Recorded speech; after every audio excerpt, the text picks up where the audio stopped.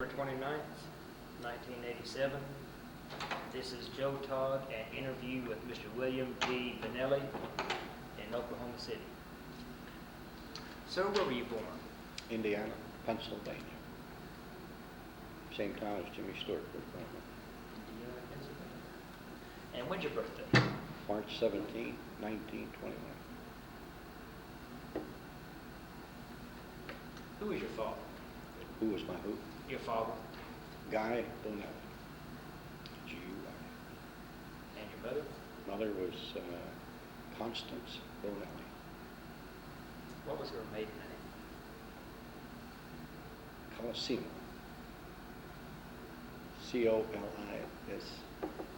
Colisemo, something like that. Oh.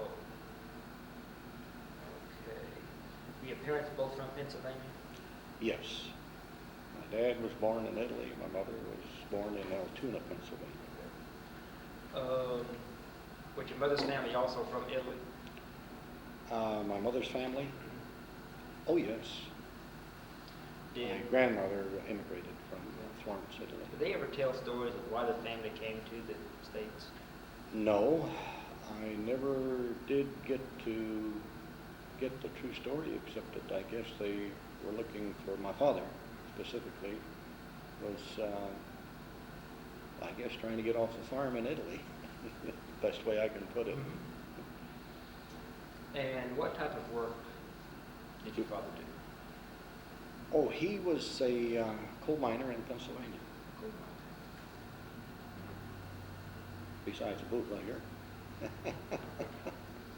Who wasn't? We had a lot of those down here too. Well, the thing is, he wasn't very successful. How long did you live in Pennsylvania? Until 19, age of 19, say 19 years, and then I enlisted in the Army Air Corps. Okay. So you went through school in Indiana, Pennsylvania? Right. Several towns, and finally graduated from high school in Indiana, Pennsylvania. What year? In 1940. 1940.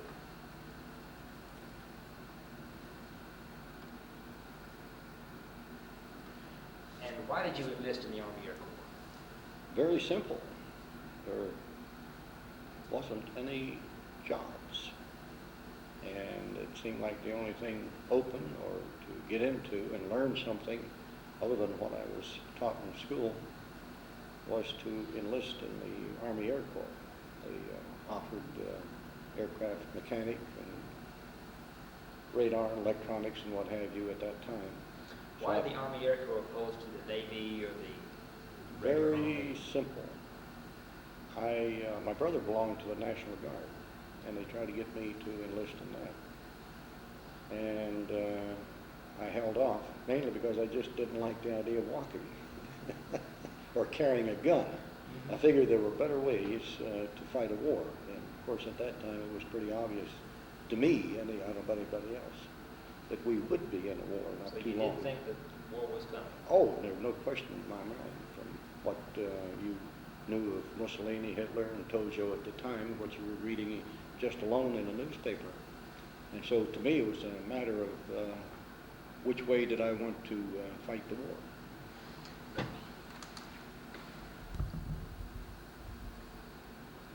Okay, what's the date of your enlistment? That was July 2nd, 1940. I believe I'm close now. Were you as much aware of the Chinese and Japanese Manchuria No, as not until I got to Honolulu. And there, by reading the local newspaper and the atrocities committed by the Japanese on the Chinese at the time, made it very obvious that there would be some battles in the Pacific, but when and where, nobody knew. And whether or not we would be involved, nobody knew. Where'd you take your basic training? I went through Fort Slocum Which is located? in Long Island, I think it was, and Fort Dix in New Jersey. And then we were put on a boat. Now, before we get to that, would you just give me a quick description of your basic training? Most of the basic training was at Fort Dix, and we learned basic marching by the numbers. And I believe I must have spent about 3 months there or something for that duration. And I guess you call it boot camp. And after that, then we were put on the boat, went around through the Panama Canal to Frisco, and after Frisco, we were put on the boat Republic. What boat to San Francisco? That's the one I can't remember. I don't know if it was the same boat or not, but I do remember the Republic from Frisco, and I believe it was the same boat. Was it the USS Republic? Was it civilian? No, civilian. Civilian ship. We spent, maybe 2 or 3 weeks in Frisco before we were shipped on to Honolulu. What was your opinion of the Panama Canal? Interesting. The first thing that surprised me is that the canal does not, when you go through it, you have to turn around and go from west to east to get through it, and then go back to the west. In other words, the canal is flipped, so to speak. I didn't know that. Yes, that's right. How large was the Republic? Oh, a good guess. Gee whiz, I would say it was a medium-sized boat. I can't recall the exact footage. It had a wooden deck even, to my surprise. How many men were on the ship? Any idea? I have no idea at that time. And where were your quarters on the ship? I would say the quarters, if I can remember, on the Republic was, I lucked out. I had about 3 decks down, and there were still several more decks to go. And were you just in a large bay area, or did you have a cabin, or? We had bunks, and I would say, yes, it was a large bay area. And how many bunks? There was 2. All I can remember on that one. The one thing I do remember, though, the first night out in the boat, when we left the New York area, we got into a thunderstorm. And even the captain of the ship got sick. But I never did, and I just don't know why. I guess maybe when you rock and roll with the boat, and I guess the sensations that I was getting, I didn't think we were in any danger. I guess if I thought we were in danger, I'd have got sick too. Tell me about sailing past the Statue of Liberty out of New York Harbor. Yes. What do you want to know? Just what were your thoughts of sailing past it? Well, having first time seen the Statue of Liberty, which I had seen in school books, and I guess about the feeling that I had at the time was it was nice to see it, nice to know where it was located, and nice to know that it was facing east, and nice to know what it stood for. And how long did the trip take to San Francisco? It seems like a couple of weeks before we got there. And from Frisco to Honolulu, it seemed like it took 7 days. We were given about, I think, a 3-day leave. I guess that's why it took so long to go around. Colon in Panama. Oh, That was, that was very interesting. Tell me about it. Well, my impression, it was quite dirty. That is, if you were speaking of the town itself. I wasn't able to get away from the town to see what else there might be. But for the town, it was just another small, somewhat Mexican appearance. And I thought quite dirty. Why were you given leave in Panama? The only thing I can think of is that I guess, who were putting on supplies or waiting for their turn to either go through or having finished through. I forget which end it was now. It's been so long ago. And you stayed at San Francisco how long? I'd say a couple of weeks. What were your duties there? Nothing but no boot camp whatsoever. I think it was more or less getting processed. You at Treasure Island? Yes, that's true. And I got a chance to visit Alcatraz. Okay. And from there you sailed to Hawaii. To Hawaii. Tell me about the trip from San Francisco to Hawaii. Very uneventful. Very nice, beautiful days all the way. And at the most, there was very little rolling on the ship. Now, this was a civilian ship, you said? Right, Republic. What about the food of the ship on the Republic? I thought the food was excellent.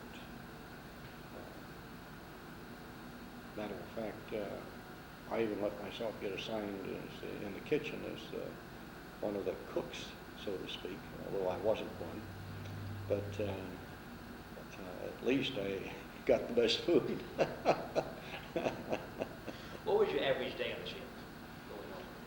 Average day on a ship was reading and talking to your friends and playing little games, table games, chess, and more checkers than chess.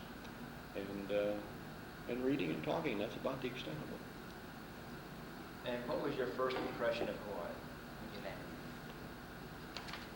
landed? When I got there, Hawaii was still pretty much, well, let me change that a little bit. Let me say that it was slightly in the primitive side, as I see it. Matter of fact, the Hawaiian girls were still wearing, or they were just converting over from the so-called grass skirts to the cellophane skirts. That was one thing that I noticed stood out. But again, the town itself, Honolulu, was rather small at the time. There weren't that many people, as one would think, and you still had houses that were up on sticks, so to speak. And you can say between Hickam Field and John Rogers Airport, there was still a lot of palm trees and vegetation. And of course now, today, John Rogers, nobody knows where John Rogers is because it's all one big airport, which I have not seen since I left there. Okay, John Rogers. John Rogers Airport would be somewhat east of Hickam Field, if I remember correctly. This is Hickam, so it'd be in this area? Yes, okay, here's Honolulu International, here is Hickam. Well, now Hickam Air Force, but that's all one base now. Okay, it is. Yes, so that's all one. Okay, so Hickam is here, and... How old is this thing? Okay, okay. Good. It's all one airport. Hickam Air Force Base, that's true. And Rogers was somewhere about right in there. Okay. And so, but now I understand it's just all one big airport. Yeah. And what date did you land in Hawaii? Let's see, June, July, August, September. I would have to say September, somewhere in September. From 1940. 40. What was the attitude of the islanders toward the mainlanders? I thought it was very cooperative attitude. If you mean, did I see any dissatisfaction? No, none. As a matter of fact, the story goes, this is a true story, after I had gotten there, we were talking to one of the Hawaiians. Maybe I shouldn't say this one. This is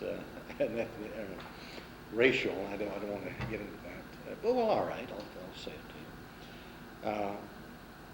to you. We were talking to one of the what we thought natives, and we were talking about the mainland. And one of the guys asked him if he ever thought of going to the mainland. And he says, no, I don't want to go there. And the guy asked him why. And he said, well, he says, over here I'm a Royal Hawaiian, but in the mainland I'll just be a plain, flat blackie. But, so I guess that can point out that there was no racial barriers there. And what were your duties at Hawaii? At Hickam Field, where I was assigned. And I was enlisted in the Hawaiian, or the Army Air Corps, and the squadron was Hawaiian Air Force. We had all the aircraft used by mostly the ranking officers. And my duties, as soon as I got there, was at first a clerk in the orderly room. And then when I saw the schools that they had available there, which I was interested in, aircraft mechanics. So I managed to get myself assigned to go to the aircraft mechanics course, 3 months. And then after I finished that, they asked me to be an instructor in the course, and which I did. And while I was an instructor, I went through several other courses. I became electrical specialist and prop specialist and engine specialist, and I ended up with several specialist ratings, which in a very short period of time gave me a chance to get a rating of Airman Second Class, which was equivalent to a staff sergeant pay at that time. It was pretty darn good, $72. In other words, I went from a yard bird, $21 to $72 in, I would say maybe about 6 months, and I thought that was pretty good.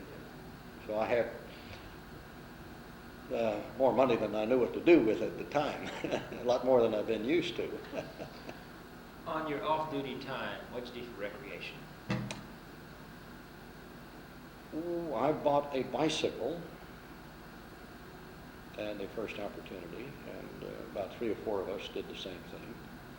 And we more or less toured the island every chance we got on a bicycle. And we went around the island a couple of times and up over the island. Palais, where King Kamehameha was supposed to have committed suicide, jumped off of.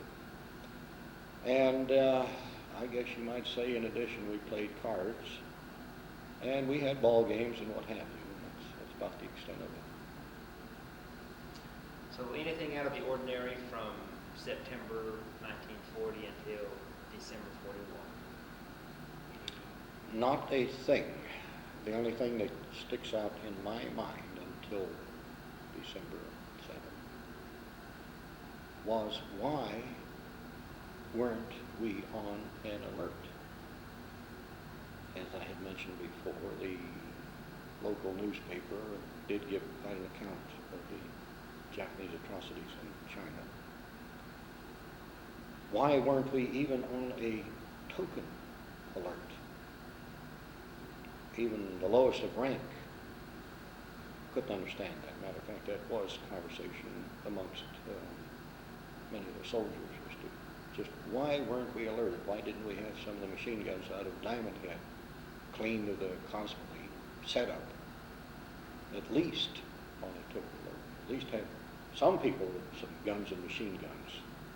I'll never understand that. It was, I would say, seemed like a peaceful atmosphere. One man described it as being completely laid back. Slow. I would say that's as good description as any, laid back.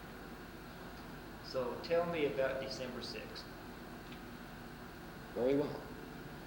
I had a 3-day pass, which I believe began on December 6th. And that was Saturday. And a friend and myself, he had a car, Model T with a rumble seat. And we were downtown Honolulu Saturday evening. And what I do recall and remember quite vividly is I had never before seen downtown Honolulu so loaded with Navy personnel. You couldn't drive a car through quite a few of the streets. Matter of fact, that's all you saw was white uniforms. And here I am with the Army. The khaki was a very small percentage. And I also noticed, it stood out like a sore thumb, that I saw more drunk people than I'd ever seen before. In retrospect, I can't help but believe there was a lot of free whiskey passed around. And also I noticed very vividly that the shore patrol wagon was making quite a few trips back to Pearl Harbor. And every time you turned around, there goes a shore patrol wagon loaded with drunk sailors. My understanding later on that they put them on board boat, the one they belonged to, and the brig was filled up. They even laid them out on the deck, that they had so many drunk sailors.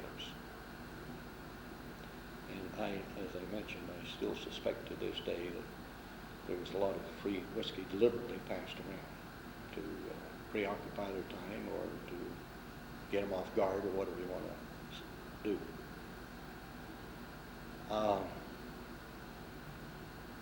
Outside of that, If I remember, you mentioned that you had seen a black limousine. oh yes, okay, that evening, later that night, after midnight, I would say, we decided to go to the other side of the island, and there was a recreational park for the military, more specifically the Army. And we would stay there if time didn't permit, and then come back in the morning.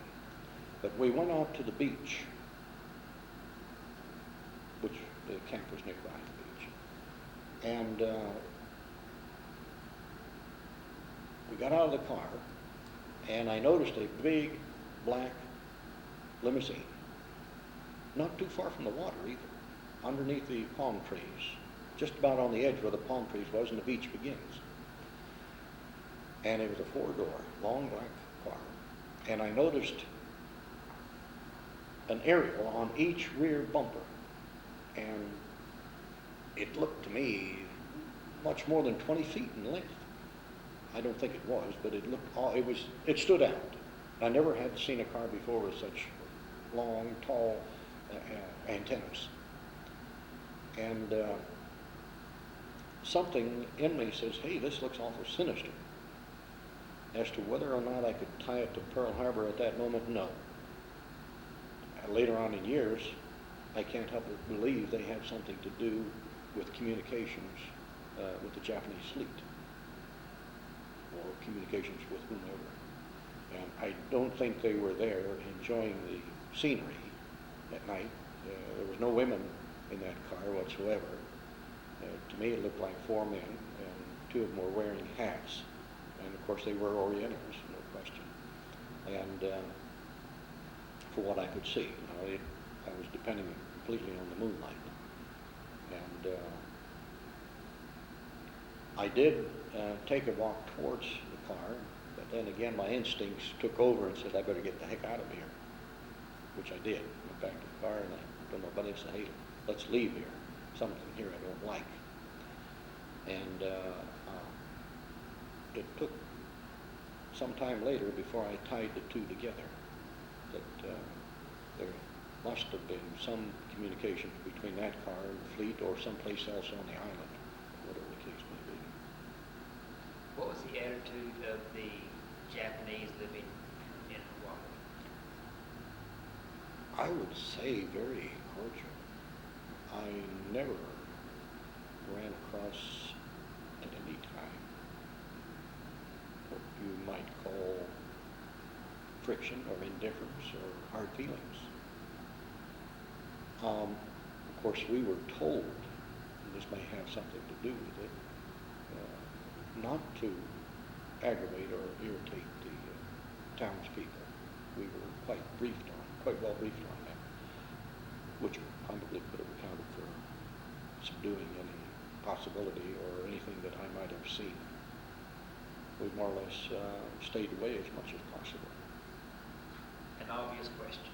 Yeah. You think the government knew the Japanese were going to attack? Do I believe that? If they didn't know, then we had some very stupid people in responsible positions. As I mentioned a while ago, we should have been on at least a token alert, which would have meant that a certain number of the men would have had arms available to them. And we would have had some of the machine guns out of Diamond Head. See, Diamond Head was an arsenal with bombs and machine guns and what have you. Of course, they were in Cosmo then. And we should have removed some and positioned them around the airfield in strategic locations. Why we weren't? Now, I could see, I have to agree, I could see no reason for a full alert. That would have been foolish. But if we had at least a token and had some more of the guns available, then we could have done a lot more damage to those zeros when they showed up. It's unfortunate. Interviewed one man at Wheeler, and he said they had an alert at Wheeler at Schofield Barracks. The alert was called off December 6th. All weapons pulled out, everything. That could be. They said they were put back in storage and everything, December 6th. Okay. Let me point out something there. The wee hours of the morning, we left the other side of the island. We decided to head back towards Honolulu. And I would say, who knows when they first struck and when the second wave was.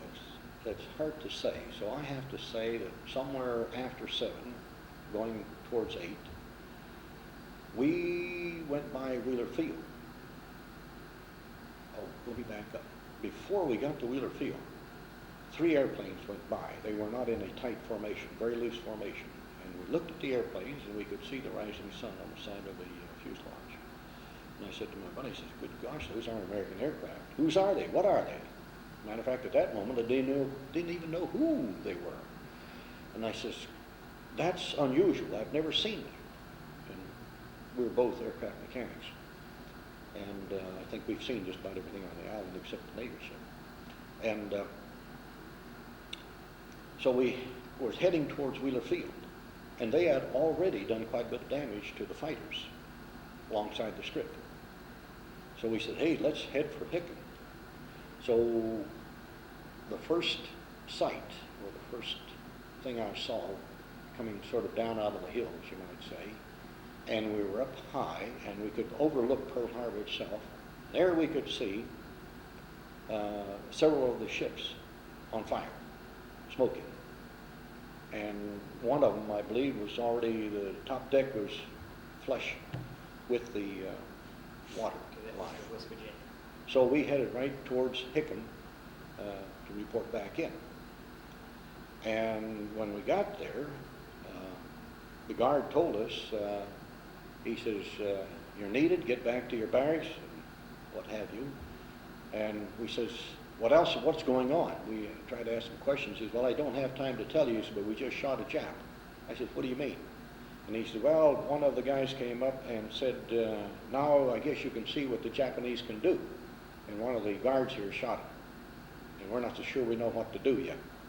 So he said, okay, goodbye. So we went into our respective organizations.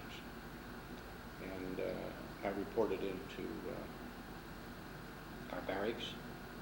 And there was no officer available. And I went up, I was in civilian clothes.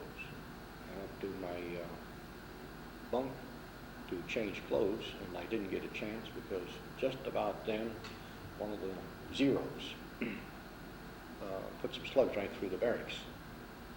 And then we all ran down to the supply room to get a gun of any kind, rifle especially. And believe this or not, you may have heard this, but it's true. The supply sergeant said rank name and serial number. And then, of course, another Zero went right on through, put a few slugs in the building. And finally he says, well, jump over the counter and get what you want. Now, after that, I remember going across the parade ground, and I must admit I ran like hell. And there was a couple of zeros, and then I could see the Hawaiian Air Depot, the big hangar. It was smoking. And then Is this still at Hickle Field? Yes, this is Hickle Field. And then I could look towards the flight line area, and we had a couple of hangars that were smoking. And I'm still not sure what I went over to the large barracks for. It's supposed to have been one of the largest barracks in the world at the time. Matter of fact, later on, I understand the middle of it was a mess hall. It was quite large, quite big. And later on, they made 2 bowling alleys out of it, and still had a mess hall large enough to feed all the troops. It was so big. There was several wings extending from it, 3 decks high, and the Japanese torpedoed that barracks. They were trying to launch a torpedo into the middle of the barracks. And you'd be surprised how many soldiers they did get. And matter of fact, there were quite a few of them that didn't have a scratch on them, but were dead. What they did was got into their wall locker. We had a row of wall lockers in each bay on each floor, right down the middle. And what they did was got inside the wall locker for protection. And what killed them was the concussion. Didn't have a scratch on it. When that tin can, that tin wall locker from the concussion, I understood is what actually killed them. What they should have done was got on top of the mattress and put a mattress on top of them. Then they would have been very likely lived. How many were killed in that manner? Any idea? I'll have never be able to give you a figure how many. I can only give you stories. In one case, one sergeant, first sergeant, was marching his squadron down the main road, which was a very stupid thing to do. And of course, a zero strafed him and killed 5 or 6 of them. And finally, he got smart and said, "Scatter," which was the only thing to do. I guess I went across the parade ground to another headquarters to find out what in the heck we were supposed to do.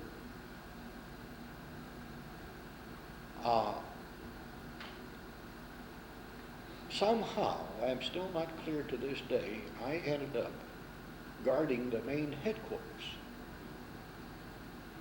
I had a rifle with several strings of rows of bullets, straps hung over my shoulder, and I had a 45 tied around my waist. I was still in civilian clothes except for the Army raincoat. I guess I must have looked like one of those Mexican bandoleros or something like that, the way I was dressed. I still had civilian shoes on even. And I don't mind telling you this. I was so thirsty by then, so I went to the tap on the side of the building and filled my belly full of water. I was so thirsty. And then some idiot came around and scared me. And he says, "Don't drink the water. We believe the Japanese poisoned it." And I thought, oh, hell, when am I going to drop dead? After half an hour, I didn't drop dead. I figured I was all right.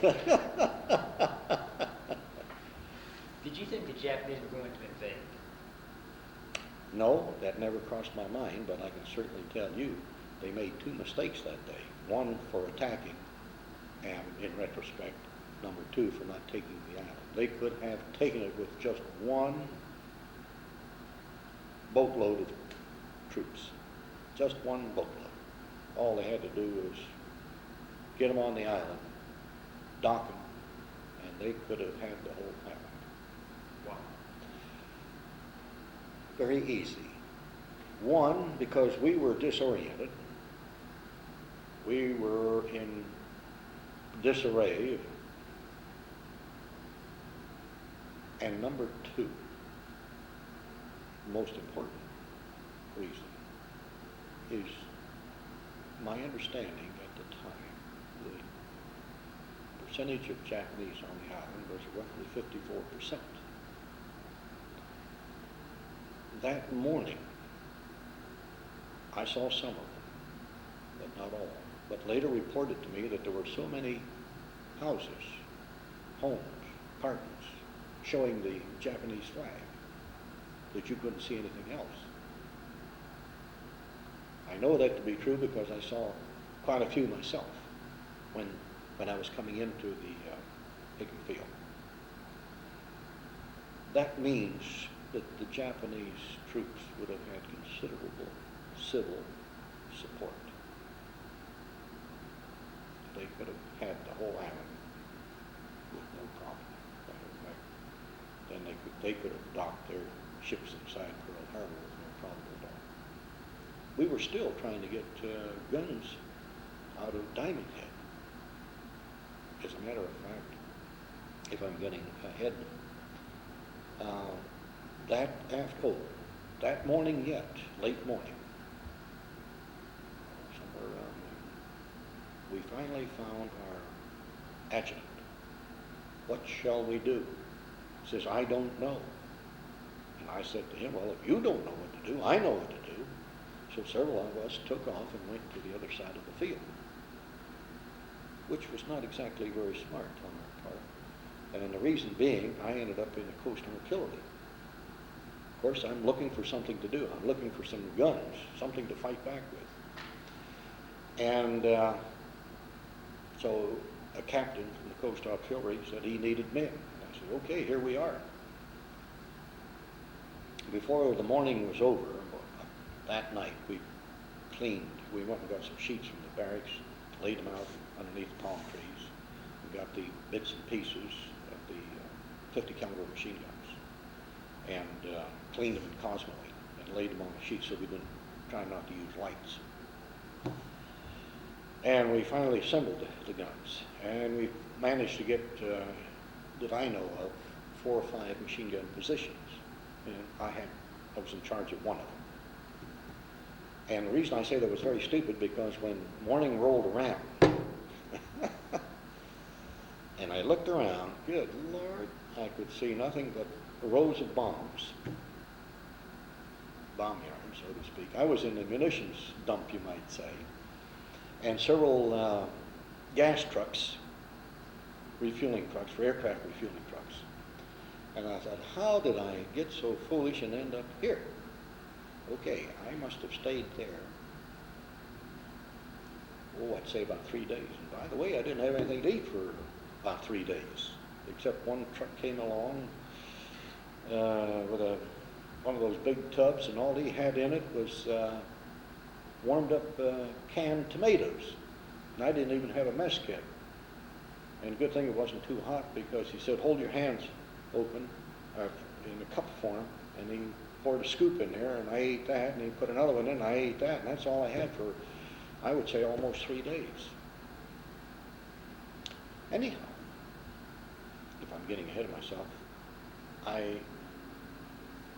went to see the captain. And I said, say the captain, is this? Of the Coast Artillery, who was in charge of the machine gun area. And he chewed me out. And I guess he wanted to put me up before a firing squad. You left your post. And I says, wait a minute. There's 2 men back there. And I'm coming to you because I'm an aircraft mechanic. And I know they need me I have to get back to my squadron. I said, I'm not in the Coast Artillery. That doesn't make any difference. You are in the Coast Artillery. I don't care where you came from or who what. That machine gun is your job back there. And he says, do you realize I could shoot you? I guess he was just trying to scare the hell out of me. I don't know. So I went back to the machine gun nest, and a friend of mine, about an hour later, luckily came by. He said, Bonelli, the commander's looking for you. We have to get some of these airplanes put back together. So I said, well, I says, there's no way I can get out here. I said, I almost got shot trying to do so. I want you to go back to the commander and tell him where I am at. And I said, I'd like to get out here as fast as I can, especially when I look around and see those gas trucks. One bomb exploded, that would have been quite an explosion of me in it. So I would say it took towards evening, and then the captain called me, and he still wanted to put me up before a firing squad for having left my post, you know. Then finally he said that I was relieved, so I went back to the organization. Started working on aircraft. If you could, could you show us just exactly where you were going? And If I can remember, let me And see. if you Let could me look take a at it good on the look at map, this and one. then we could get it on the camera. Hallelujah. Geez, after you need it. Sunset Beach, and here should be, yeah, here's Schofield, here's Wheeler, and Schofield Barracks, that's true. Okay, and I don't know if these major roads, it must have been the small road. I Now, don't know. this is a new map, so. Yes, and anyhow, as I mentioned, we were on the other side, and I believe that Halloween seems to sound like We the get it name. up here for the camera. Good. Yeah, you say you know something? Well, that's north, Okay, north west. is, yeah, That'd be north is this one. northwest. Yeah. They approached from in that general direction. It was either here. Let me take a look at these other names. I never gave that a Honolulu. And then here's the naval base over here. Honolulu? Yeah, Kaneohe. We weren't there, and but I believe the Japanese came in from the north in that general area there.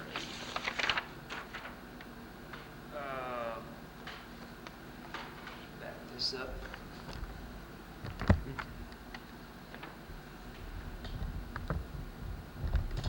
Now, Could you take a pointer and show us basically how the attack came down and what happened?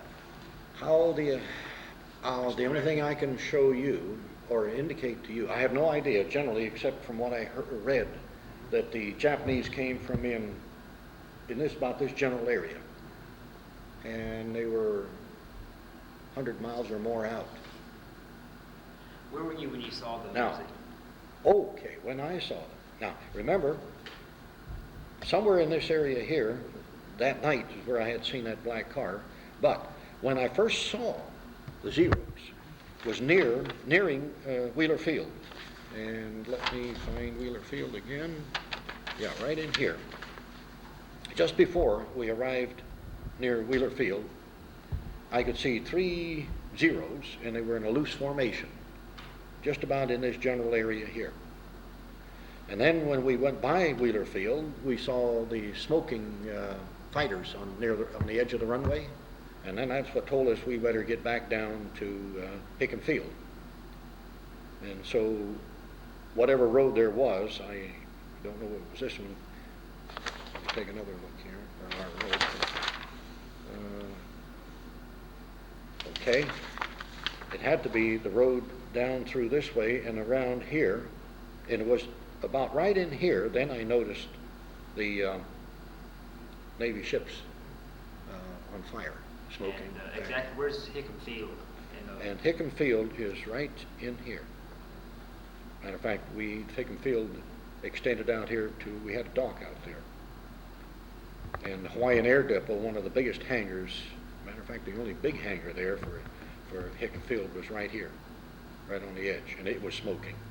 They had already dumped some bombs into that. And you were up here when you saw the limousine up in this area? Yes, and this area is where the limousine I had seen that night, somewhat after midnight. Good.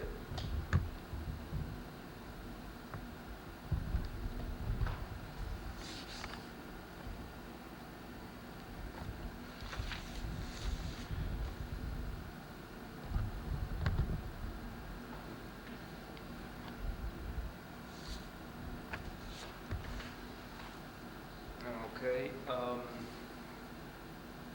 How long did the attack last?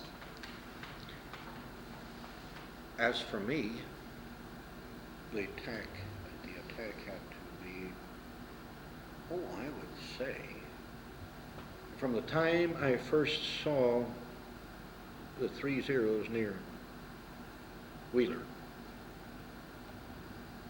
until the last strafing that I knew of when I was trying to get the rifle out of the orderly room, or the supply, I should say. I would say that time span would seem to me to be about an hour.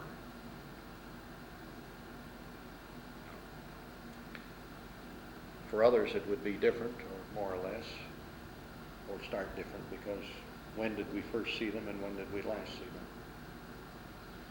So you were relieved from the Coast Artillery and you returned to your... Yes. And what did you do then? Well, we were reported in, and we were told that we were lucky we didn't lose any aircraft. And as it was explained to us later, the reason we didn't have any aircraft in the hangar. And the hangars that were hit were the ones that had aircraft in it. And we believed later that we had some spies nearby telling the Japanese pilots which hangars to hit. I might add, for your information, there was in the papers that the Japanese were poor bombers. That's not true. They dumped several bombs into an open field, nothing there. But they hit it. That's where the gasoline central system was supposed to have been installed. Instead, it was installed just behind the control tower. They had the plans as to where that gasoline system was to be installed. But Americans are able to change, flexible, and so they decided in the process to switch and put that, what they call the aqua system, behind the control tower. So, according to the plans that they had, which were not quite up to date, thank goodness, that for this American flexibility, otherwise they would have blown the gasoline system sky high. But they had the old plans. I think the plans were 2 years old that they were using. So, I've also heard that they attacked in Nevada and the Ogallala because the maps they had showed aircraft carriers. That very likely, yes. They said they blew the Ogallala out of the water because they showed an aircraft carrier. Yeah.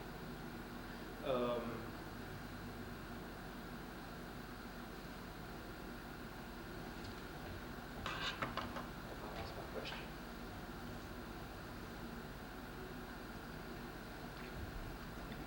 I believe it's been a long time since I saw that name. Beach Park, yeah, that's about. What type of aircraft did you have in the field? We had an O-47, beside which I have a picture with Dorothy L'Amour. When she arrived there, our squadron commander was a good friend of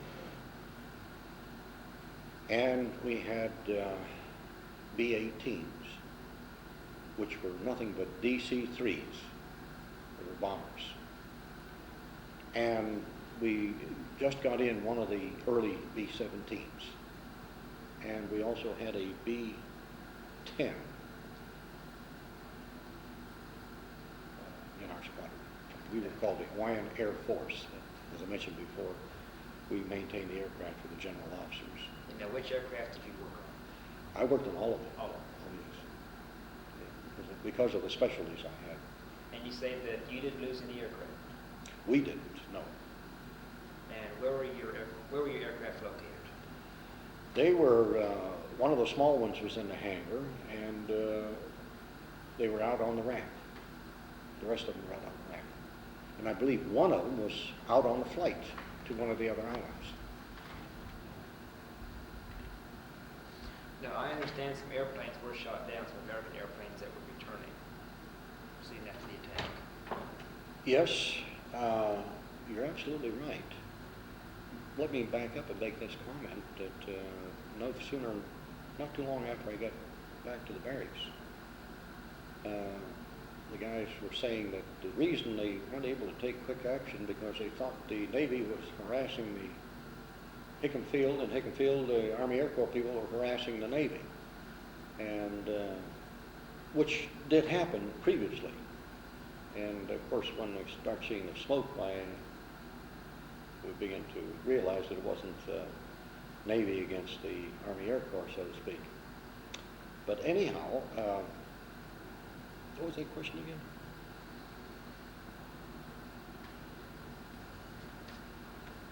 We were talking about the aircraft. Yeah. What aircraft you were working on, and you were telling us about you did take quick action because the Army and Navy. We thought one was Sunday morning tricks. Okay. Oh yes, your question was, we shot down some. Oh yes, that's right. Absolutely. Airplanes. Now that happened, to my knowledge, verification, in the evening, slightly after dark. I believe it was 3 Navy aircraft were returning. It was more than one. And the machine guns, now in place, opened fire. And every third bullet was a tracer. And you could just see a bowl of fire from all directions. And I myself did witness one of the aircraft to get on fire. Whether or not he landed or crashed, I don't know. But it was very unfortunate. And I guess everybody was trigger happy. When in truth, I would say probably by 9 o'clock everything was over. It was all over with. It's just too bad we didn't get the word. Too bad we didn't get the communications. Too bad somebody wasn't on top of it to tell us what was going on. Otherwise, that would have never happened. It was. I understand that General Short was a war marshal. He may have been. I never kept up with it. Short or Kimball, maybe.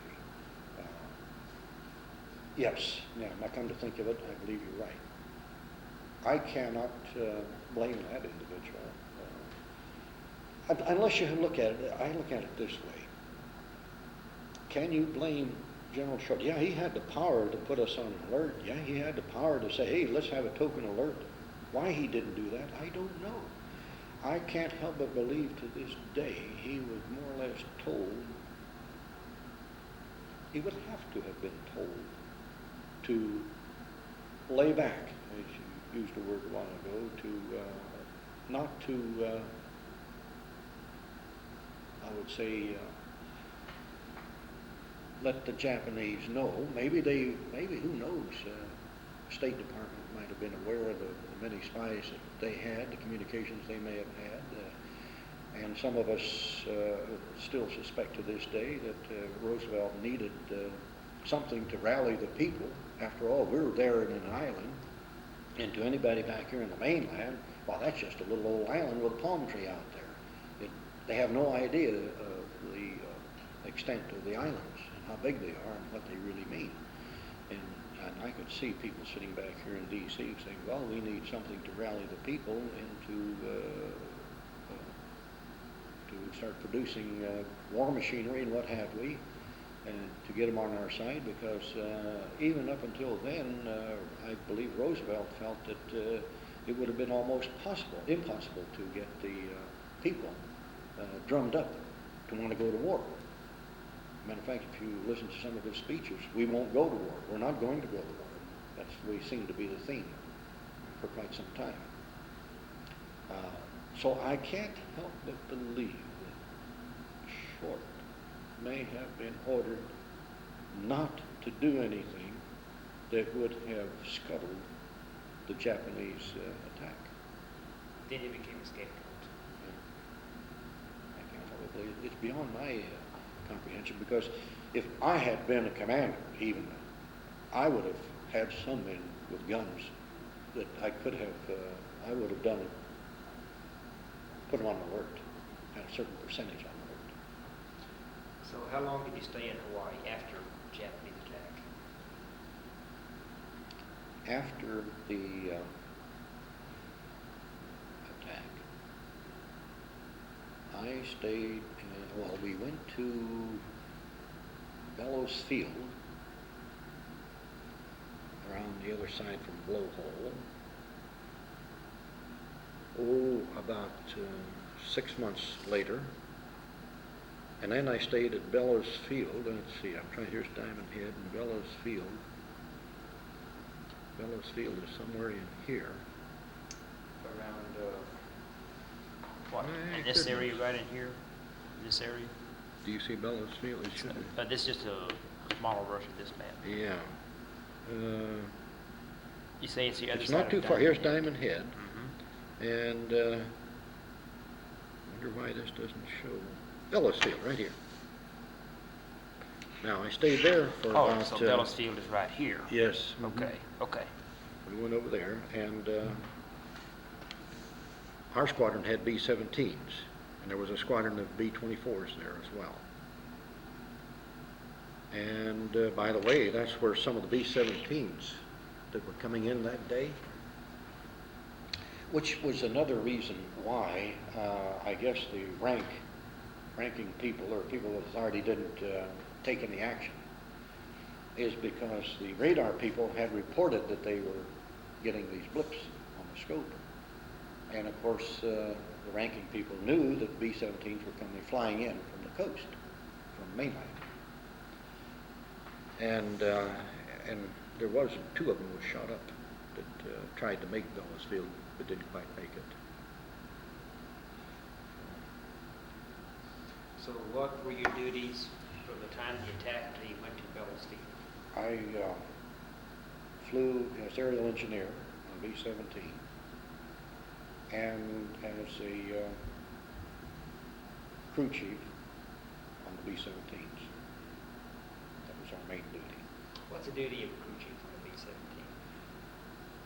The crew chief is the individual who's responsible for coordinating all other maintenance necessary on that aircraft.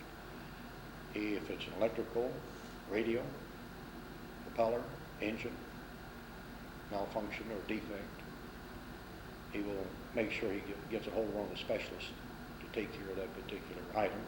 He maintains all the records on the aircraft and calls it in commission or out of commission, depending upon what the...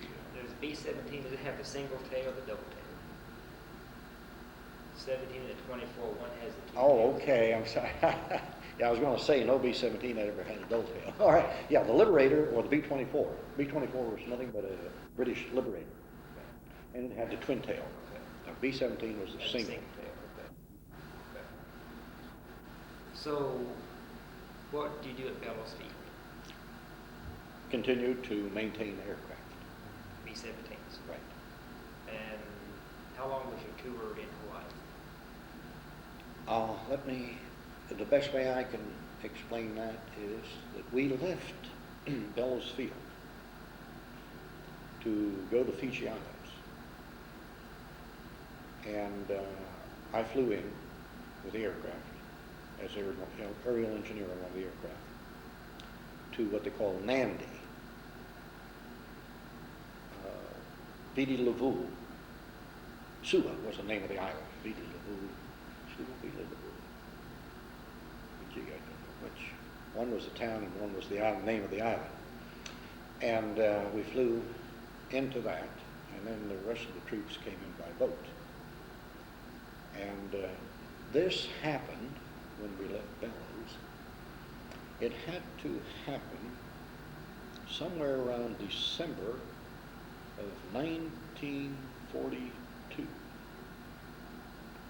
because March the 17th, on my birthday, I boarded the Bosch Fontaine on the other side of the island, Sula, Bosch Fontaine, Dutch boat. Boarded the boat to come back to the States to go through cadets to the flying school. That was March 17th. So we were there in Fiji about roughly 3 months plus. So How close were the Japanese to the Fiji Islands? how close did they get to that? they didn't get close at all because Fiji Islands would be somewhat directly north, almost directly north, a little bit east of New Zealand. And of course, New Zealand just slightly east of Australia, west of the east coast. No, they never got to Fiji Islands. But we did make, and I was on one trip, we did make one trip to Guadalcanal and back. And I saw very little action. Now, did you go to the Fiji Islands after the Battle of Coliseo? Oh, I wouldn't, Because that's where they stopped the Japanese advance on Australia. yeah, I would say it would have to be before. It would have to be before, because we didn't get started too well. Now, the Battle of Midway was before I left. I went out and then back. And I didn't get to see too much action at Midway, because we were bringing in some ammunition, and no sooner than we landed, we turned right around and came back to Honolulu. Did you land at Midway? Yes. And And after which they had quite a battle, I understand. Okay, this is right before the Battle of Midway. Yes. And where were you during the Battle of Midway? I would say we were on our way back to Honolulu. So were you aware of the battle? Oh yes, oh yes, it was taking place. So you knew the significance of Oh what that yes, meant. oh yes. If they took Midway, they'd come on down too. Okay. So did you return to the States to go to the cadet school? Yes, March 17 on Fontaine, left Fiji Islands, and it took 17 days. I remember that very well. I'll never forget that, because we zigzagged south and east of Hawaii, trying to avoid any Jap submarines and what have you. We had blackouts every night. And yes, it took a full 17 days to get back to the States. You mentioned submarines. It made me think of the little Japanese two-man submarines inside Pearl Harbor. They had them. There was one beached right at Bellows Field. And they were quite small. I don't think they were more than 9 feet long. And they certainly weren't the diameter, not quite as wide as this table. Between 2 and 3 feet.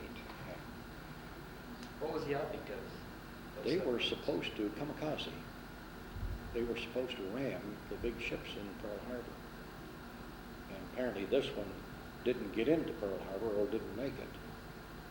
Or maybe he wasn't such a kamikaze after all. He decided to beach. The man from the hospital ship Solace said they were on alert for a week after because the submarine in Pearl Harbor. And I they heard kept getting under the ships. That's right. And they couldn't get him. I don't know whatever happened to it. But, They were supposed to ram the big ship. Commit suicide. So,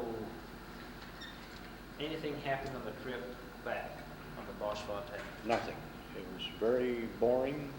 And again, I decided, well, I'll become a cook so I can stay occupied. Otherwise, you just sit around and twiddle your thumbs. And you landed where? Let me think here. Where did we come back to? I guess it was Frisco, or was it L.A.? No, it had to be Frisco. But where I ended up was in Santa Ana. That's near Los Angeles. That's right, another boot camp, right. Another boot camp. You might call it that. It was nothing but rows and rows of barracks where they were still inducting people. And of course, we had another section for those who were going to go to cadets flying school. And I guess I stayed there. We had another boot camp all over again. Of course, I'm by this time I was a staff sergeant.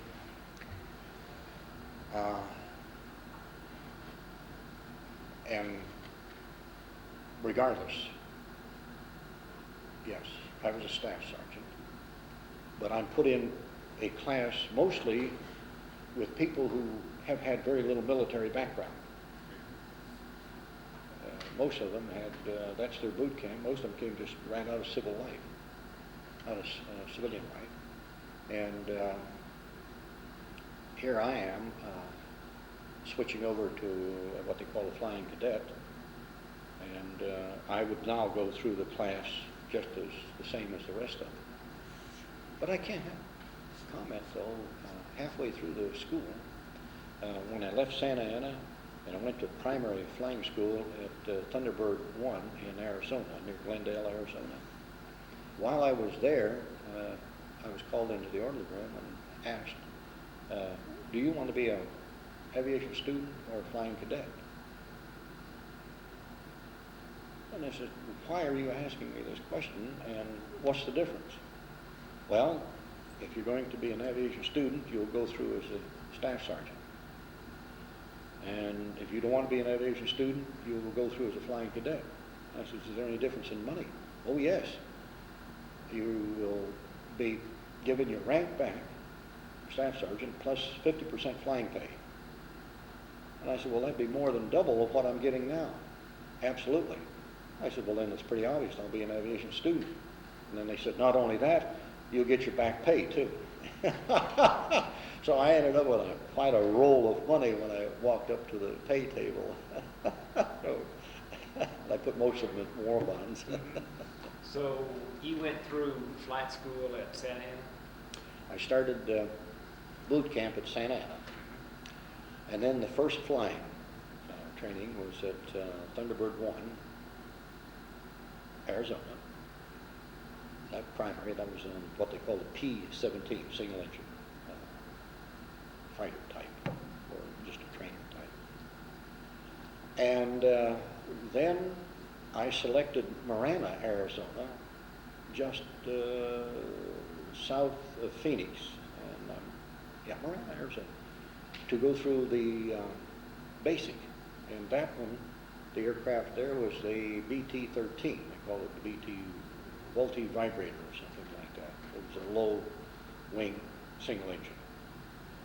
And I managed to go to San Marfa, Texas for the advanced course, and that was a light twin aircraft. So I managed to get pretty much what I wanted.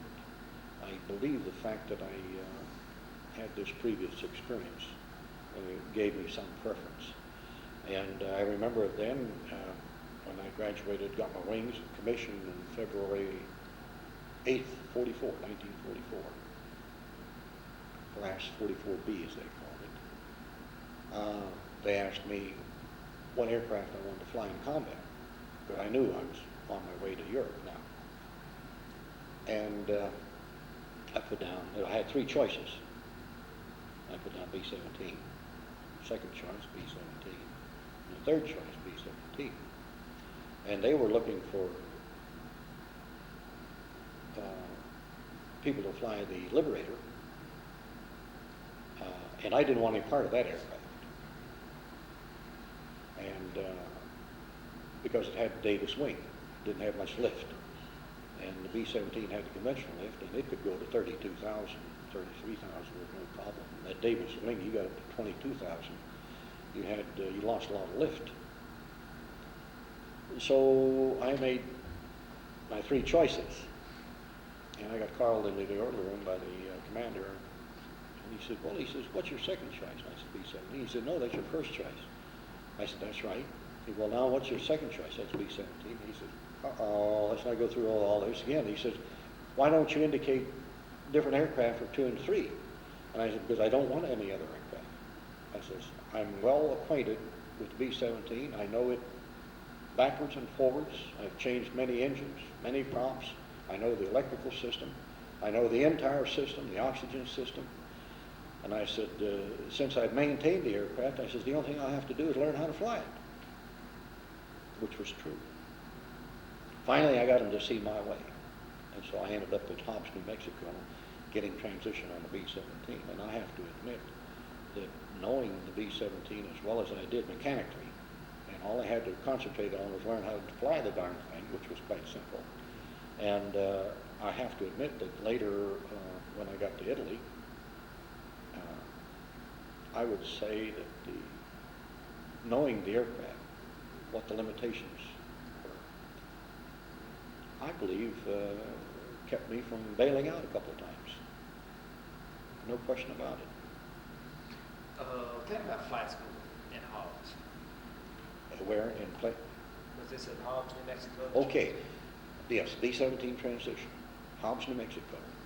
I believe I got close to 60 hours as a pilot in command. And that included formation flying, instrument flying, night flying. It was a very good bring out. I felt that I was pretty well qualified in handling that aircraft. And after I graduated from that, let me back up. It was quite intensive, and I must say I quite well enjoyed it. And we went on several cross-country trips. Matter of fact, it comes to mind now. We went up to as far away from there as at that time Des Moines, Iowa. Spent the night there, and then came back. After I completed that, then I was sent to Plant Park, Tampa, and for the only reason there were no airplanes there, was to pick up the rest of my crew. We had a crew of 10. And from there, I went to Gulfport, Mississippi. Now, out of Gulfport, Mississippi, we flew as a crew.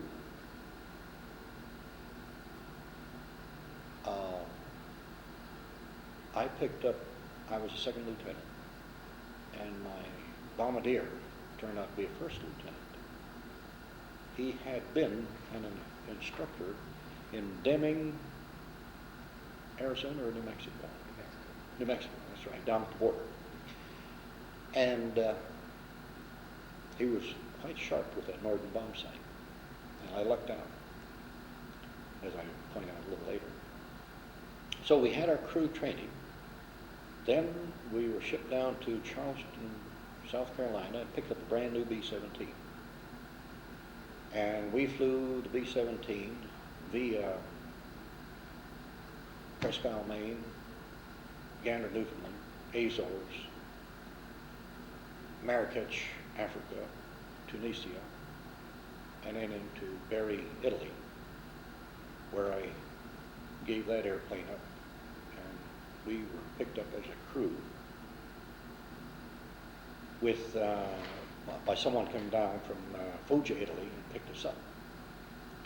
And I don't mind telling you and injecting into this little story that I had on board, picked up at Tunisia, about 30 cases of K-ration, C-rations, whatever you know, C-ration, and about 2 big bundles of blankets to drop off in Bari, where I dropped the airplane off. And the airman says, shall we take some of these? My crew chief.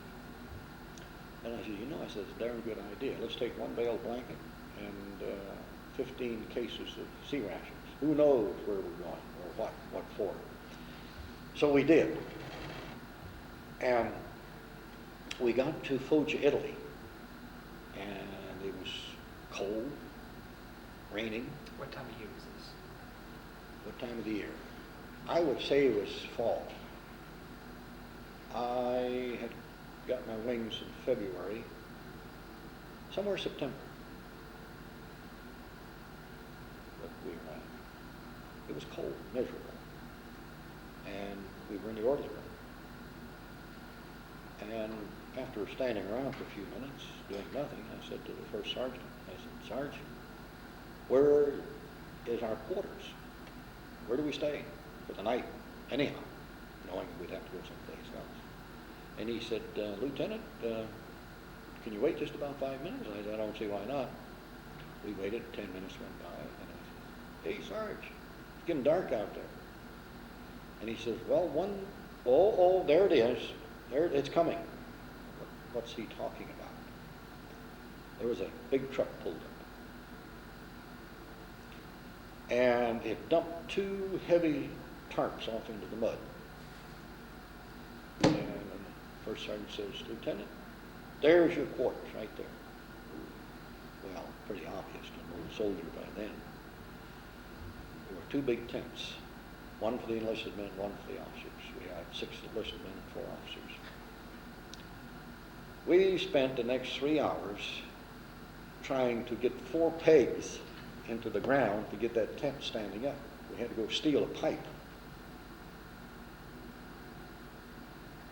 for the middle, right alongside the pole, so that we could use it for heat. Oh, we didn't have any heat that night, as we got the pipe, but we didn't have any heat.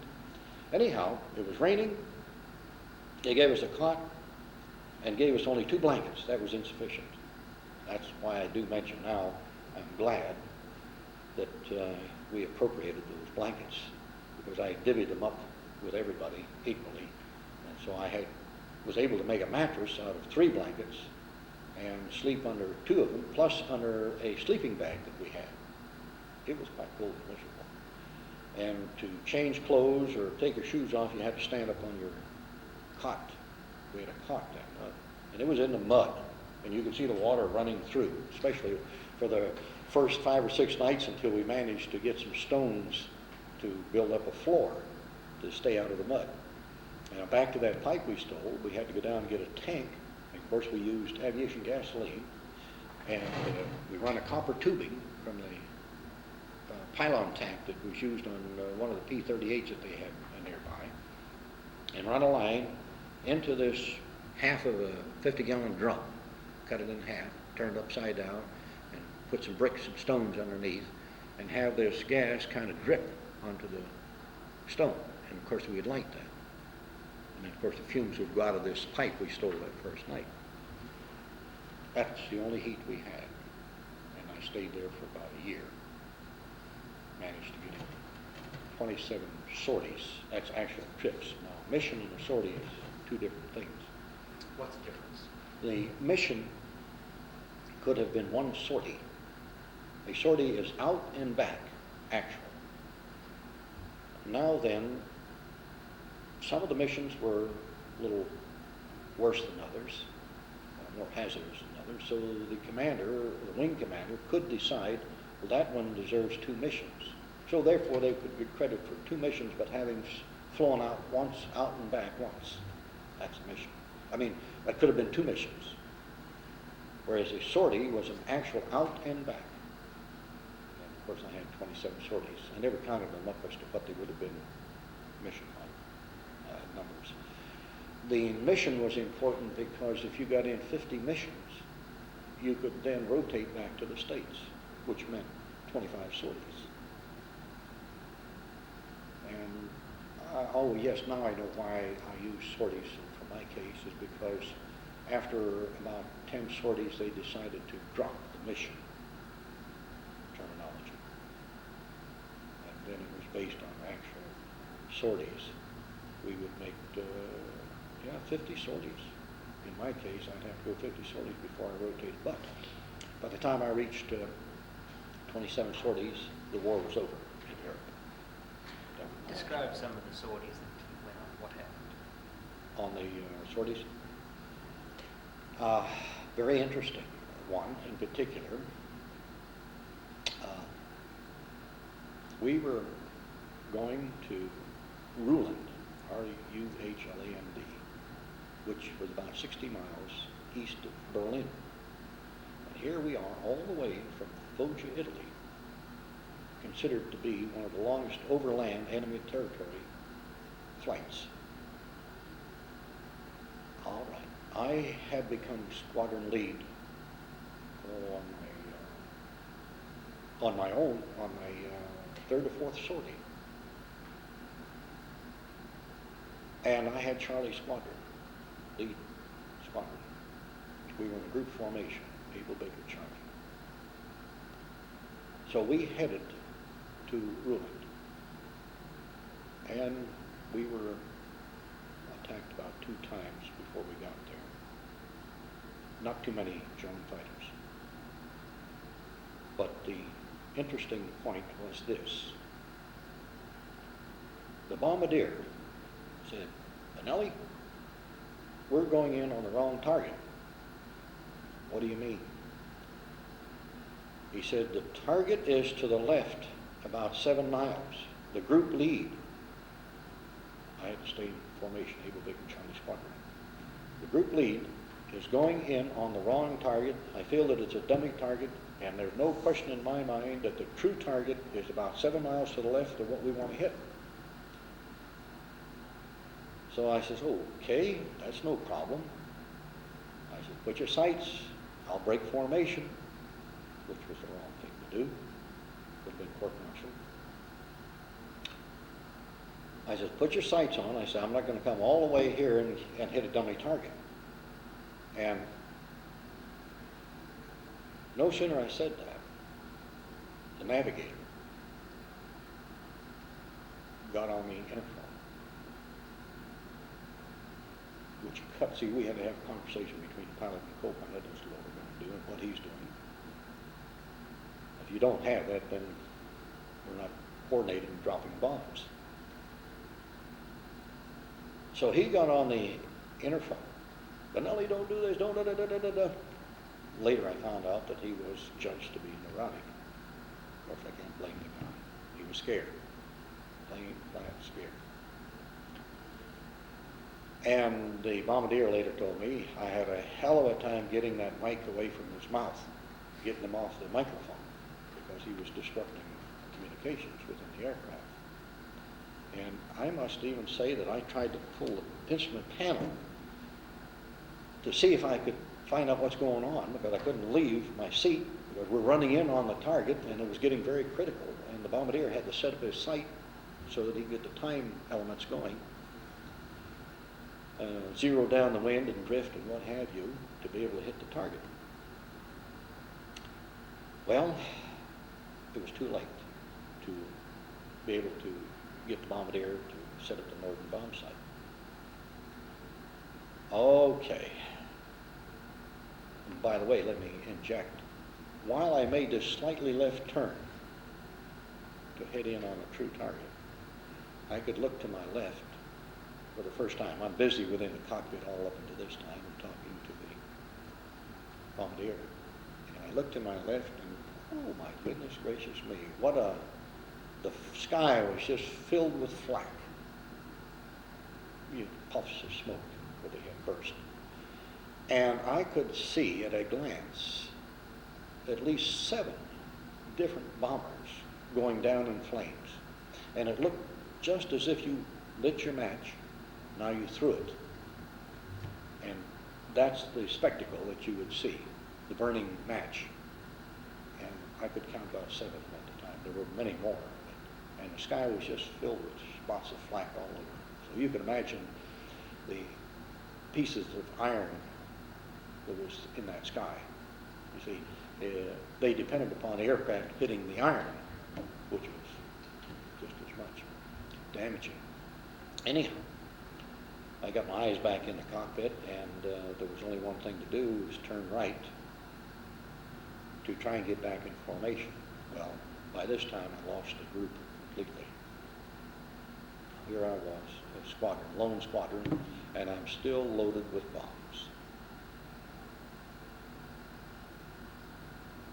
So I headed generally south from that area. And the bombardier said, what do you want me to do with the bombs? And I said, pick a target of opportunity, let's get rid of them immediately, because I don't want to carry all this weight back over the Alps. Okay. And to this day, I may have done what would have been the wrong thing to do. I don't mind telling anybody, because the attitude at that time was quite different. He picked a small town, zeroed the sights, and dropped the bombs. I guess that took care of that whole town. Because the other aircraft toggle-eared. We had the northern bomb sight.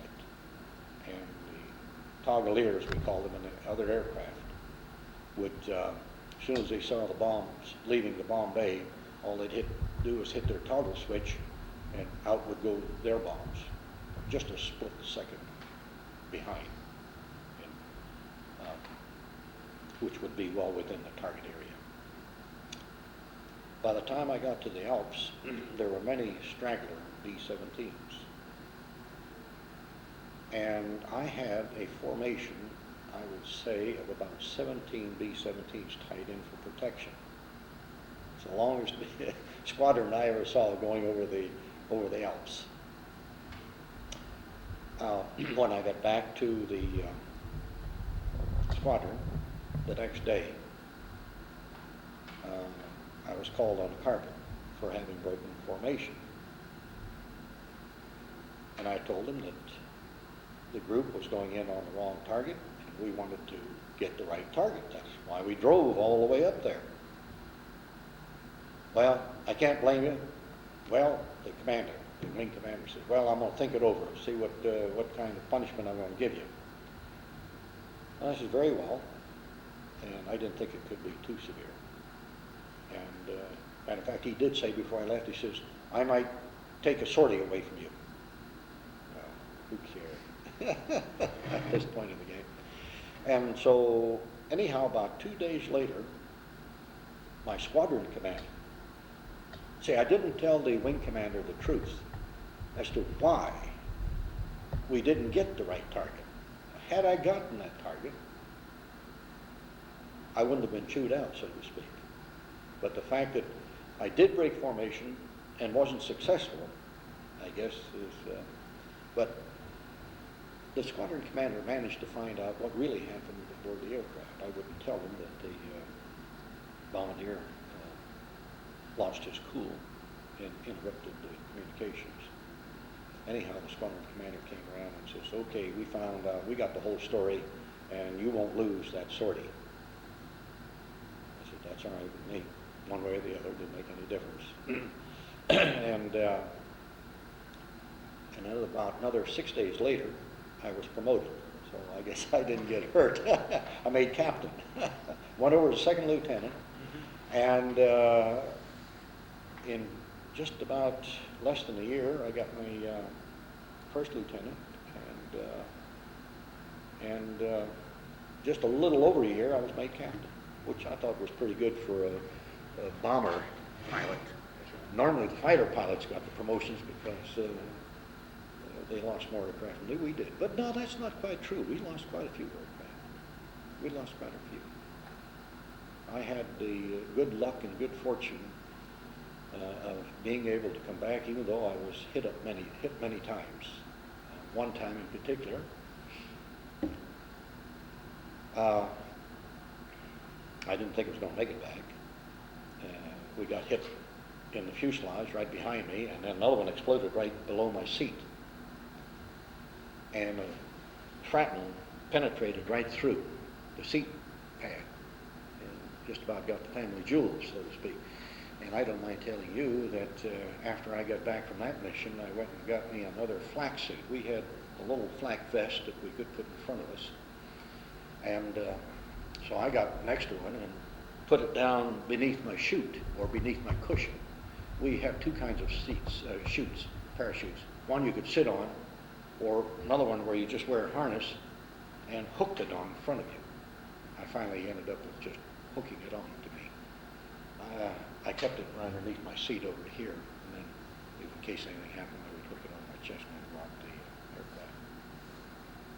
But I've had many close calls, and like I mentioned before, my knowledge of the aircraft, I believe, kept me from bailing out or becoming a prisoner of war on a couple of occasions. In fact, on one occasion, I had one good engine, and I would say only about half an engine. I had what you might call a controlled rate of descent. I couldn't hold altitude, but I was losing altitude very slowly, 50 to 100 feet per minute or something like that. And having had the altitude I had, I managed to make it all the way back to the base, and with a few hundred feet to spare. But I guess others would have bailed out. Feathered that good engine. I knew that engine that was about 50% power. From my knowledge of the engine, I knew that it would continue for quite some time. But I wasn't losing any oil. And what type of trouble? What caused the engine to go out? it hit a slug in one of the cylinders.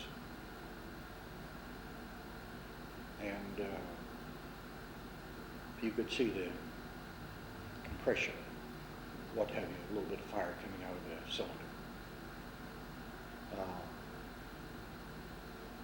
On the, I forget which cylinder, it was on one of the top cylinders. How would you compare the European theater to the Pacific theater? Or is that a fair question? No, altogether two different types of warfare as far as aircraft are concerned. In the Pacific, the B-24 was the best aircraft. You didn't have mountains to cross.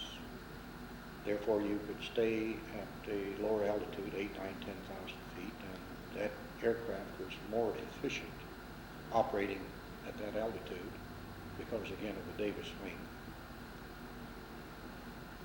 Even though it had just a little bit more horsepower. And it was better for longer flights. They were able to carry more fuel. And when they went in on a target, the targets were much more than 1,000 feet. If they were, mostly were closer to sea level. So it was an ideal aircraft for the Pacific. But the B-17, you had to get altitude.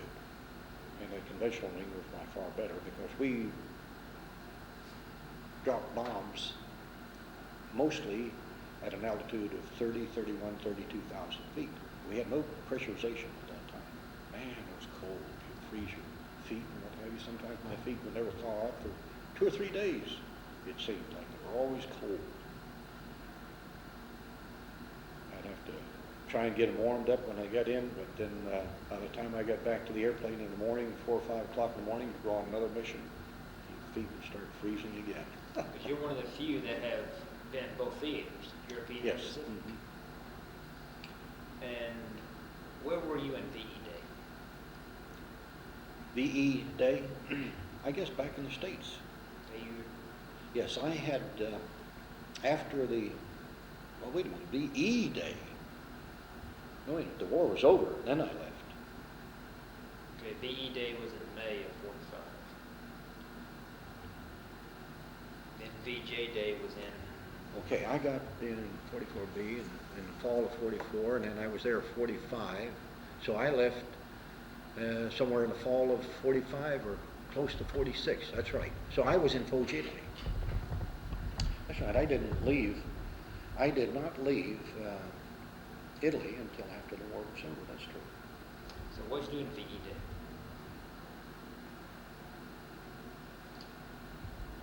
That's a good question. I never gave it a thought as to what I was doing on that particular day. I could have been on a mission. I'd have to check. What was the precise date of that day? I think this was May 2nd, 45. 45.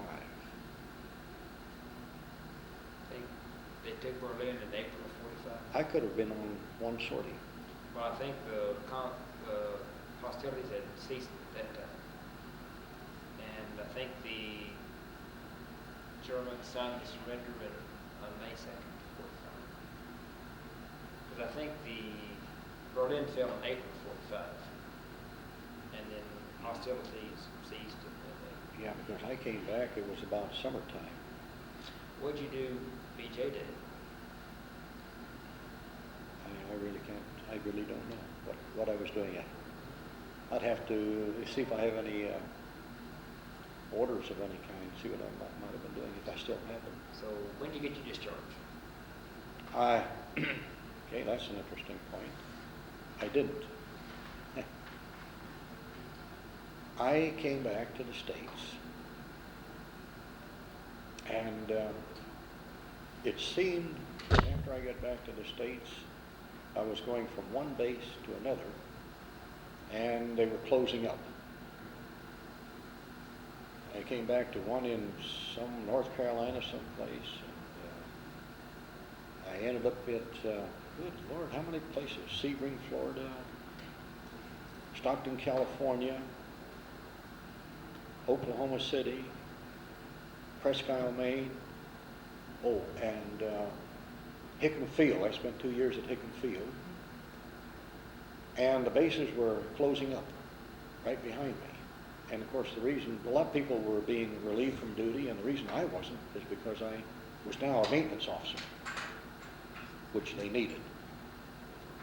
And so I decided to stay on, except that I might point out that about 6 months after I returned to the States, I went to several airline companies with my flying record to see what kind of a job they might have. And when I was told what the salary was, I thought, oh, good grief. Why should I get discharged and come work for about less than 50% pay? And there was no reason why I wasn't able to stay in the Air Force. So, matter of fact, I might even go so far as to say when I went into the personnel section of the airline company, I was almost regarded as poison or something, or hoping that I would leave or get out of there. They didn't even want to see me. I guess they were afraid that I might take somebody's job from them, which was true. I found that to be the same story other people that I talked to. And I thought to myself, oh goodness, here I am, a captain on flying pay, and if I were to get a discharge, I would be getting less than half pay. And then not only that, I would lose all the service time I'd already built up, which of course was only about 4 years, a big deal. And so I made up my mind, all right, I'll stay in the service, in which I did, and I retired from the military, the Army Air Force, in the end of November of 1960, after 20 years. And then I retired, not resigned or whatever you want to call it. I retired, and of course the reason I retired is I already had another job sewed up with the Federal Aviation Agency, to which I'm still working with. I've been with them now for about 27 years, and I'm still working. Korea. I never got to Korea. Never got to Korea. No, I remember I was a major in Headquarters Training Command at Scott Air Force Base, Illinois. And in that job, I was in charge of all of the A&E training for the Air Force, for the entire Air Force.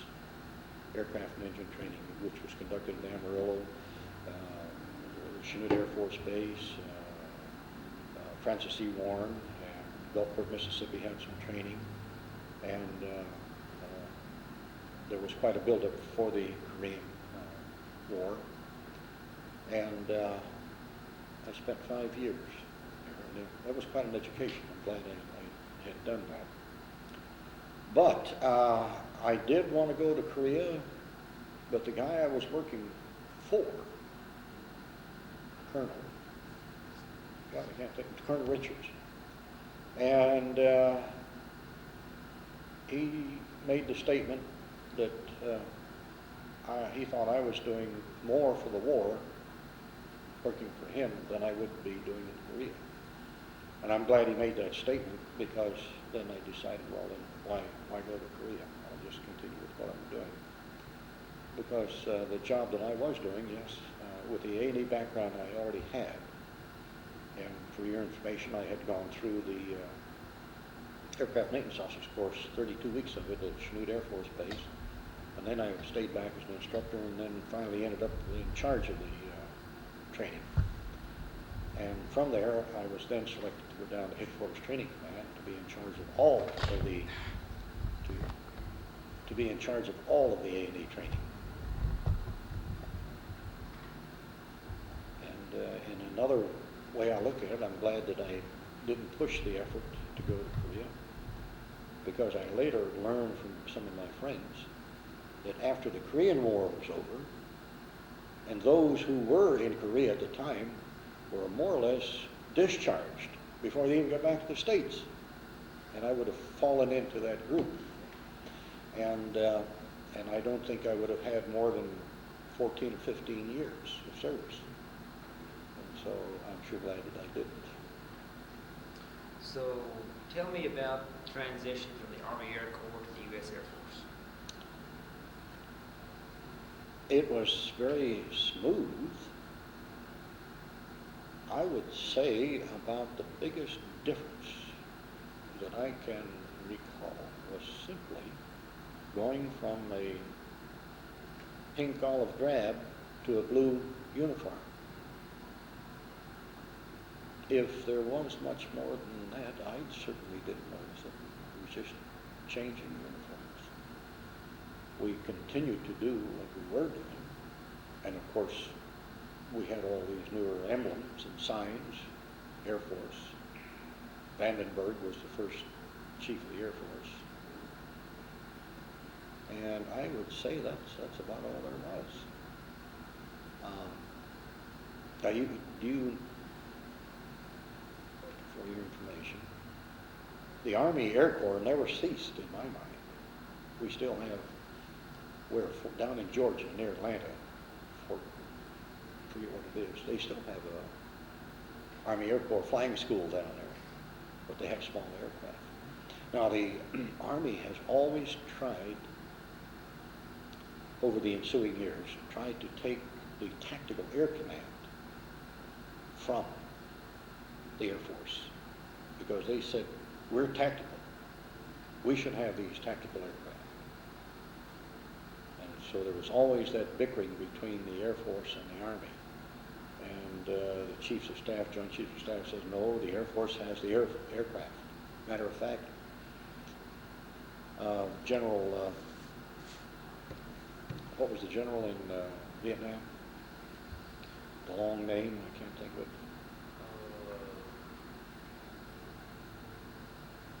Oof, it slipped me. Westmoreland, General Westmoreland. I remember when I was in Greenville, South Carolina. I had just come back from a tour in New York. Now I was stationed at Greenville, South Carolina, and we had B-24s, Globemasters. And they said they needed some officers as a background at Godman Air Force Base for General Westmoreland. And are you doing anything? Do you want to go up there? I said, yeah, I'd like to go up there and see what the base looks like. So because I knew that we were going to go up there on maneuvers about 6 months later, and this gave me an opportunity to get some advanced lookout or layout of the airport. And General Westmoreland had the media come in, and he was trying to sell the 101st Airborne paratroopers. And he gave a briefing to the news media.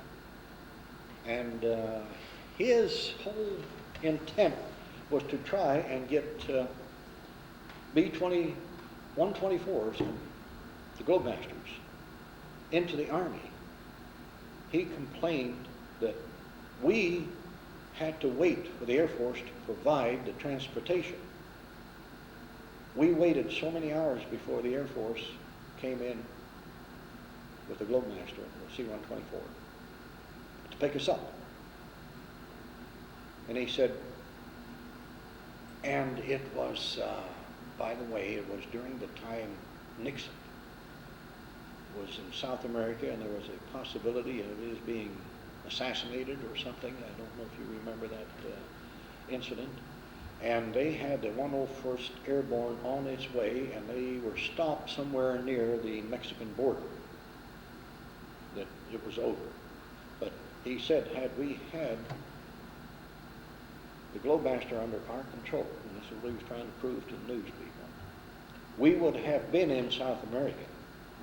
We would not have been stopped at the Mexican border. We would have been there. They do have, there's no question, a certain number of paratroopers who are on call any minute, on alert, constantly on alert, because they don't know which one of our diplomats may be in danger wherever. And the Air Force is supposed to provide the support to go pick them up, take them wherever they have to go, to even drop paratroopers if necessary. A lot of people don't know that. It's at Government Field, Kentucky. could still remember Westmoreland. He was quite a colorful figure, a big, tall guy. Yeah, I flew to Vietnam. Is that right? And he liked the publicity. There was more to it. Yeah, well, I was the first cabin fisherman. I was crew chief in the Hueys.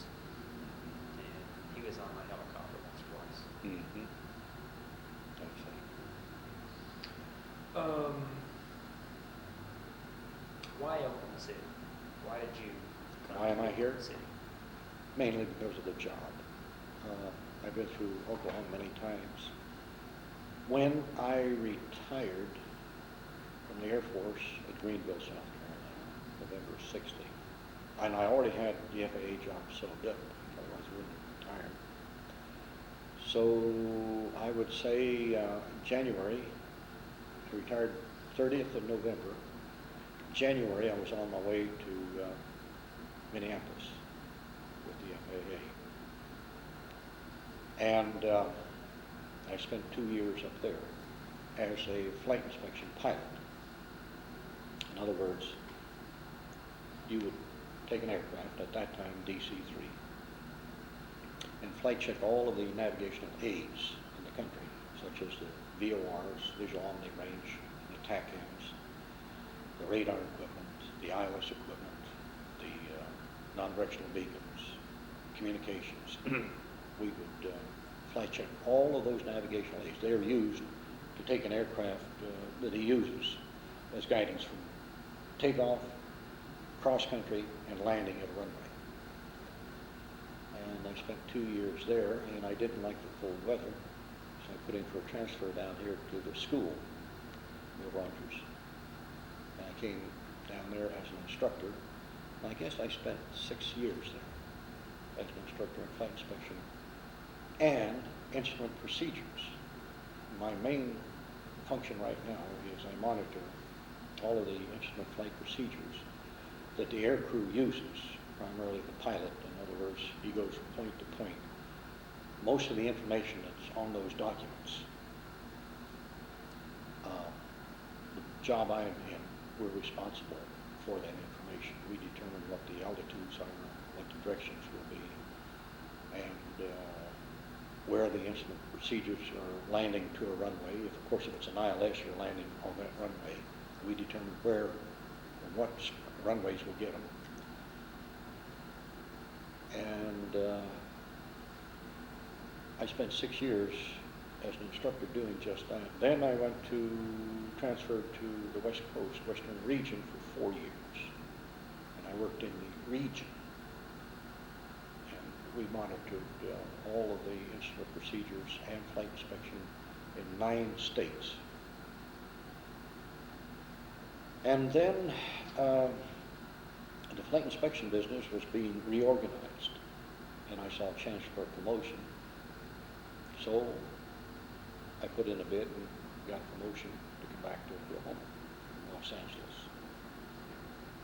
And so I've been here now since 1973.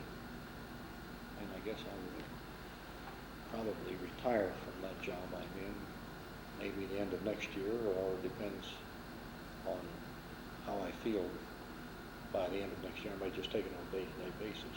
I could have retired several years ago. But the job is interesting. There's never a dull moment. I would say, frankly, I think it's the most interesting job, or one of the most interesting jobs in the entire FAA, because our business, we cut across the board with everybody else's functions. We get involved in installation of equipment, nav aids, building of runways, where the runway's going to be, length of the runway, taxiways. We get involved in the whole kit and caboodle. Of course, we're more or less operational. And I kind of like it. And also, I don't develop the procedures anymore. I review them now. If I can see if I can find any errors or safety flight items and what have you. And, it's an instrument procedure that the pilot will pick up in his hand, and he arrives at an airport, and they'll tell him to, the controllers will tell him to clear for ILS runway 32 approach. So he will take that procedure and fly the headings and the altitudes and what have you to get to the runway. It's a very interesting job. You're going to retire in Oklahoma City? It appears that way. I've had a chance to go to D.C., I've had a chance to go to Atlantic City, I had a chance to go back to Los Angeles, the old job I had, and I didn't want it. And so it looks like there's no need for me to look for another job. Why upset my apple carts here? And plus the fact is that if you sold your house now in Oklahoma City, you don't get much for it. And although I'd like to go to New Jersey, but my daughter is there, and my wife doesn't like the East Coast weather, too damp, and she doesn't like the rainy days like today. She likes the sunshine. She would like to go back to L.A. or California, but I don't want to go back to California or L.A. proper because I'm glad I left when I did. That smog out there is terrible. I lived out there for a year. Do you know, I left my daughter there to go to UCLA, and we'd go back in the summer for a visit. Well, she came in, stayed 30 days, went back to LA with us. So her car was parked in the basement, enclosed. It wasn't out on the street. Had been there for about 30-some days. I went to get the car. I bought her a little Magnum. And do you know, the glass, the windshield, was so caked with soot that you could barely see through. I got the engine started, and I ran the windshield wipers, squirted. And that soot was so caked, like, snow, when you run a windshield wiper, so caked on the edge of that, where the wiper stops. It was thick, I mean about that thick. And the only thing I could do was, when I got out of there, was head right for a car wash. But just imagine your lungs. I mean, your lungs must be awful blank out there. And I have a bronchial problem to start with, minor. But when I get around smoke or soot or any of the smog, or that kind of smog, it begins to affect my windpipe. Let me ask, when you return to the States from Europe, did you fly back or come back? I came back on a Liberty boat.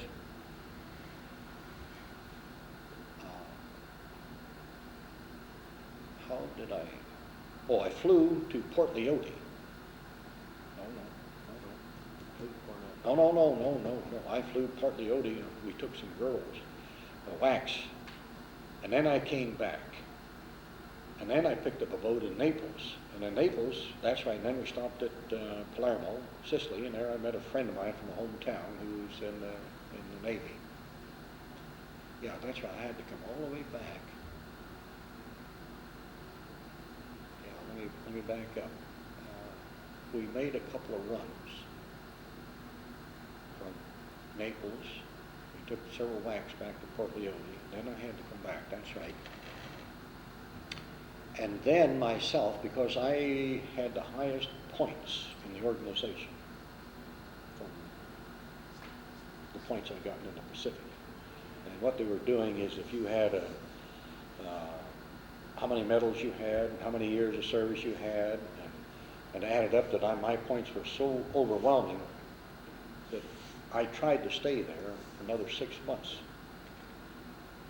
And they wouldn't let me because they couldn't justify all those points I had. And they were ordered.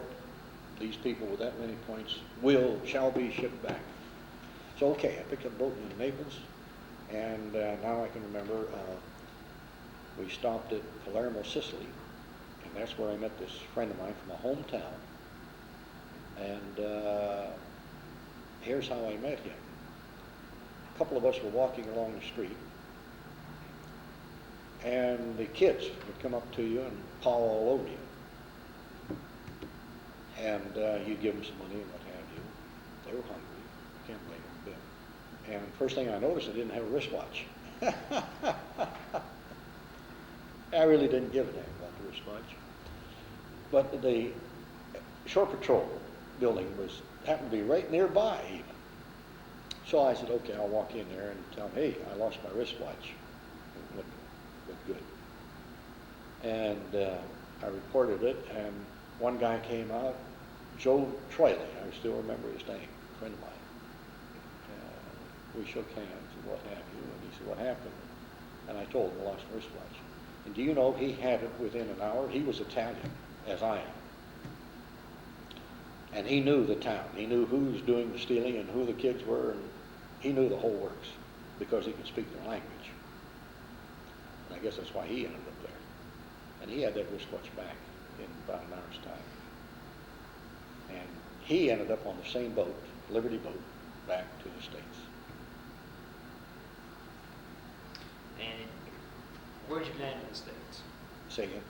Where did you land in the States? Yeah, that's a good question. Where did I land? I guess New York. Can you come back by the Statue of Liberty? Yes, that's right. What was your opinion of it at that time? I guess you would say it was nice to be home. Nice to see it. It stands out. It's a landmark. There's no two ways about it. It certainly does. It certainly does grab you. There's no question. So did you have, it meant more than coming back? Oh yes, no question. Yeah. Because looking at the European towns, and especially some of the African towns, well, the biggest thing in my mind is that these towns were quite dirty compared to ours. And you just did not have the facilities, restaurants, place to go to eat, and place for entertainment. You just did not have it. All we had was the USOs for entertainment. And anything you could drum up on your own, or playing cards, or playing poker. Oh yes, it's quite a sight to see. No question. Well, do you have any reflections on Pearl Harbor, or geography in your case? The only reflections I would say, this is too bad that we weren't at least on a token alert. It griped me to see the Japanese got away with what they did. It still gripes me to this day. If I could have walked on water, I'd have gone after them. That was my attitude. And why the authorities, and whether or not you want to be critical of Short, I really don't know to this day. But we should have been somewhat prepared. Not necessarily that we were going to be attacked, not for that purpose even, but for the purpose of being on an alert, a token alert, at least to be consistent with the atmosphere of the Pacific at that time. We weren't. I mean, it was strictly peaceful attitude. I just can't believe it. Which makes me think to this day that there's more to it than you and I will ever learn. And there's more to it than, I can't help but believe that, well, I'd sure like to know, how well did Kimmel and Short know Roosevelt? Or did they know the people in the State Department? You might find some clues there. And did Short deliberately take his court-martial, knowing full well, or whether he was really guilty of whatever the charges were? To this day, I don't know. It just didn't make sense that we were not on an alert. Thank God, we should have had some of the machine guns cleaned up. We should have had the Army, the Coast Artillery, should have had positions mounted, should have had men scheduled, or on a say maybe a 1 hour notice or something like that. There's a lot that could have been done, a lot of plans that could have been devised that would have kept the Japanese from getting away with what they did. That's true. Well, I think we had a good interview. Whatever. Thank you. No problem.